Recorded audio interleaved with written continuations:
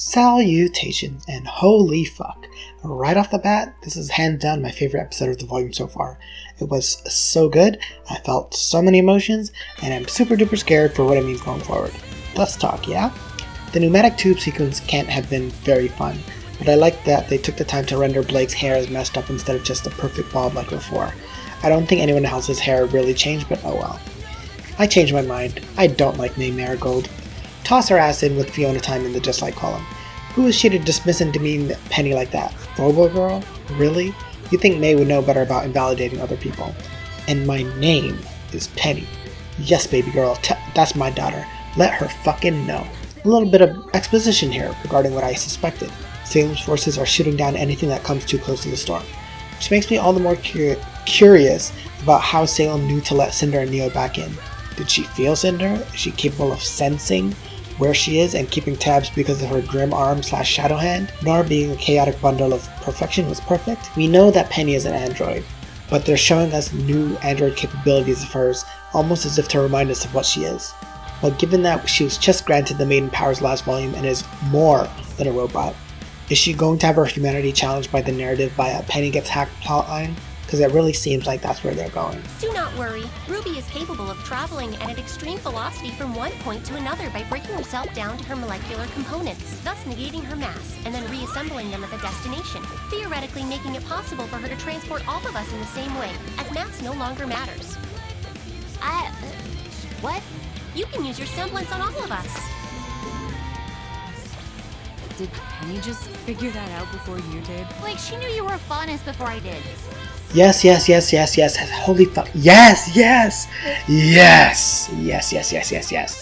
We finally have a clear and concrete description and breakdown of how RWBY's semblance fucking works. Yes, I'm so happy right now. I'm glad that they set it up to be more than just a semblance of a speed semblance thanks to Harriet's line last volume, and I'm very glad that we didn't get to waste a handful of volumes, or have to waste a handful of volumes to find out exactly what the truth was. This is amazing. However, that came really quickly. However, I'm confused by the scientific aspect of it. Obviously, I'm not a scientist, but even if RWBY deconstructs herself or others at a molecular level, wouldn't those molecules collectively add up to having mass? RWBY very clearly, very visibly has size to her, as we see all those red rose petals and the mass of her entire self moving through space at super speed. Like, maybe I'm wrong here, and it's likely I am, but from what I understand, even if RWBY breaks down everyone into molecular components, those components still add up to the sum of their parts. As I understand it, you can't destroy energy, just change its shape or whatever. What I'm getting at is that I don't think this argument that her semblance negates mass as a result of breaking down a person into their molecular components holds water. Who am I to argue with Penny? Also, how far can she take it? Can she do it to only her limbs? Like take one limb and deconstruct it and reconstruct it somewhere else? What about an eye? That would be super helpful for like spying and shit, but does she need it to be connected to an optical nerve in her body? Would she bleed to death if she tried? Can she reconstruct herself if she receives a wound? What other capabilities does RWBY have as a result of the function of her semblance? Did Penny just figure that out before you did? Like, she knew you were a faunus before I did. That was really fucking funny and a really cute comeback, and a lovely little callback to Volume 1 at the same time. Love that continuity. Please give us more. I always love callbacks. They're really, really fun. Ironwood going so far as to coerce Watts to find a way to shut down Penny is... it's like giving more and more red flags and doing their best to show he's a villain now. We get it.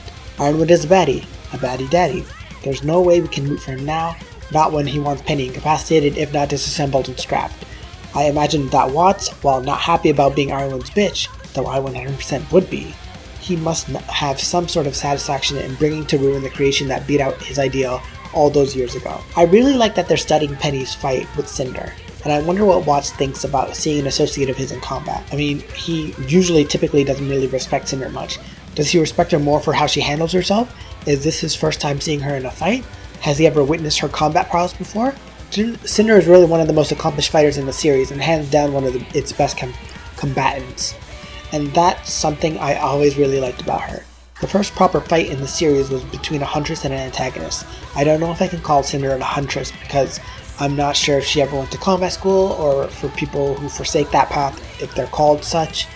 In the series was in the first episode between Cinder and Glinda, A fact that I love, it was two women showing their power and strength and coolness of how epic the fights could be from the very beginning and setting the tone of the series, and she, with some help, was capable of taking down a maiden no matter how inexperienced. I'll never forget how ridiculously fast she runs, and I love it, or how she actually takes opportune shots, when it's clever to do so, like shooting Amber from a distance when in the vault, or she shot Amber again when the maiden was preoccupied with this emerald. Cinder doesn't let opportunities pass her by, and she fights incredibly smart and incredibly dirty, and I wonder if Watts knows that or the experiences she's garnered through fights when watching her combat footage.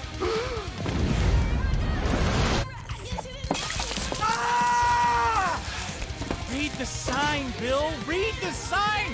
Why don't you ever just pay attention? You're in here late all the time, your coworkers...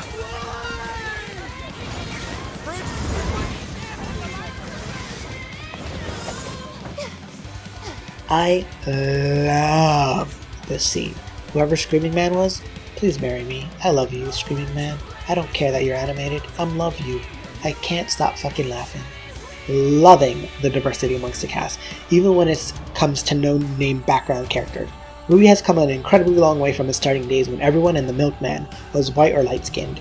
Now you can see black characters everywhere, as well as characters of varying skin tones all throughout RWBY, living in harmony with everyone else unless you're a faunus. And as a black boy, to see me reflected in my favorite show ever, I love to love it. I can't stop laughing at the characters going off on their coworker and reading him for filth. There's always at least one person in the workplace like this, who thinks they're above the rules or inconveniences everyone, and it must be so cathartic for the coworkers to snatch him by his follicles and call him the fuck out. You can tell in the delivery that they've been waiting so long to call him out like this, and it's so fucking funny.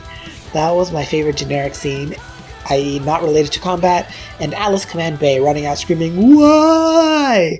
was the cherry on top for me. Also, they have a black dude with an afro. Fucking finally. Like, this is the first time I've seen a black character with an afro, and it looks glorious in the engine. So, amazing. Amazing, amazing, amazing. Love to see it.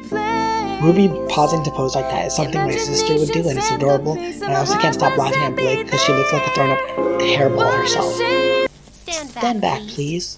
I love Taylor McNee's voice and her delivery as Penny, and I love how polite my daughter is. Penny seems to be very reluctant to give up her control and consciousness, and it makes me very sad for her. She wants to be her own person, and people don't get possessed or remotely controlled, so you can tell her letting her father invalidate her agency, or rather giving up her agency to do what needed to be done, was something that bothered her. Then again, given that she chose to give up control, perhaps her agency wasn't invalidated after all. Interesting how the mouth animation gets stilted and unnatural to show how she's currently not in control and being remotely interfaced in by Pietro. Is it me, or does Blake seem to be upset that Yang and RWBY are fighting on Yang's behalf? Like, I don't know why it struck me that way, but it feels more like she's prioritizing Yang's feeling about how upset she must be to be fighting with her sister, rather than feeling bad about it for both their sakes since they're both teammates. I'm sure that others feel differently, but does anyone else feel like she's feeling this for Yang instead of for Yang and RWBY? Why's projecting here was cute. She's definitely referencing herself and Winter, and as a sibling with siblings, that makes no sense. As a sibling with sisters and brothers, I 100% agree with her here. Sometimes we don't always agree, sometimes we don't always get along. That doesn't mean we don't love each other. Interesting how Nora doesn't mention Ren, and when Bryce and Blake immediately pick up on it, they're synchronized, were amusing. And that leads us to one of my favorite character development moments of all volume, and for a few volumes now really. Somebody give Samantha Ireland a fucking Oscar. She's been doing a great job, and not the farm boy. She's been doing a great job as Nora from the very start, and how vulnerable she gets here is absolutely fucking amazeballs. I don't actually know who I am without Ren. Pretty sad, huh? Yes. Thank you, RWBY. This is what I've been waiting for. Nora has not been her character from the very beginning. She's just been one half of Renora. What traits does Nora have? Originally, she is crazy, chaotic, fun-loving, strong, and always eating and hungry. And she's deeply in love with Ren. That's it. That's all we know about her after 7 volumes of the show. She has 2 theme songs, and from the very beginning, they've only ever been about her love for Ren. She doesn't have the equivalent to Red Like Roses Part 2 that serves like a plot story or backstory for RWBY, or Mirror Mirror, or From Shadows, or I Burn, all of those which like explain about the character and define who they are, for RWBY, Weiss, Blake, and Yang respectively. She doesn't have her own theme song about her, only about her love for Ren, and that's so frustrating. Why? Why is she defined by her attraction to a man? Is that all she's worth? Is that all that's noteworthy about her? Her feelings for her boy? Where's her agency? Where's her character? Hell, even semi-throwaway characters like Neon, who I really love, have a really bitching theme song like Neon, and even an awful character like Caroline Cardovan, who I fucking hate, has a theme song. Why doesn't Nora have one that's solely about her and who she is as a person, and what she wants, and what she desires, and what she's been through? Is it because she's not a person and only one half of a couple? To see the writers finally acknowledge this, and hopefully set up doing something about it, that would be fan-fucking-tastic and cathartic in a way that very few things in this show have been. Weiss pointing out that it's not too late for Nora, and that she can do something only she can do, with Nora questioning what that could possibly be besides being strong and hitting stuff. Good. Start questioning yourself, Nora. Have an existential crisis. Grow from this. Learn who you are and be better for it. And if they use the I don't know who I am without Ren line to kill off either Nora or Ren, electric chair. Penny keeps feeling like an object, like something everyone has to make decisions for, since she's now the Winter Maiden, and it's clear she resents it as stated from the last episode. She doesn't like that she has to think about way more things than about her own agency now, and though she had to when she was a protector of Mantle and Atlas, now she's meant to be a protector of the entire world, the way she said she was intended to be way back in Volume 1 or 2.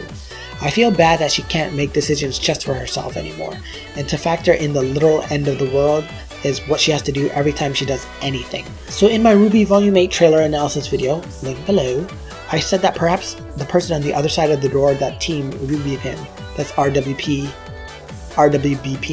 or Team Brown plus Penny, BRWN, Blake, RWBY, Weiss, Nora, and Penny, was Arthur Watts, coerced by Ironwood into helping him stop Penny.